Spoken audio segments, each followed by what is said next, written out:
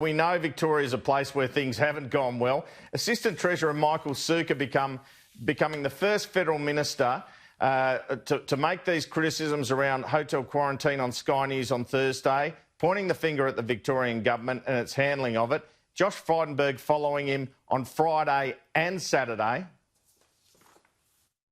I think most Victorians understand that it's not just bad luck that has led to Victoria being the only state in Australia to be in this position. Clearly, the hotel quarantine catastrophe has led us to this point, and they're pretty keen to obviously get answers on that. I think naturally you ask the question is what have been the failures, what have been the local decision-making issues that have led us to this position. I'm frustrated. My heart breaks for people that I have calling my office on a daily basis, explaining to me that businesses they've spent decades building up are now probably gone. What happened in quarantine were significant failures that cannot be repeated. We are in a state of crisis right now. The emotional toll on Victorian families, on young women who are trying to homeschool their kids and hold down a job at the same time.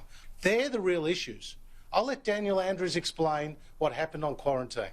That's for him to explain. That's for him to account for. Ultimately, we're all Australians and we're all in this together. And as a Victorian, I feel so devastated about what has transpired in my state. It should have never got to this. But I'm not serving Victorians or Australians by engaging in a slanging match. My support goes to the Victorian people at this difficult time. An emotional Josh Frydenberg there. Now, the federal government has concerns on many aspects of the Victorian government handling of this crisis, from the hotel quarantine scandal to inadequate testing and contact tracing, to even how they have implemented the stage 4 lockdown. The feds, I'm told, have had a role in 7 major changes of the Victorian lockdown in order to keep the state going through that crisis. Here's a list of them.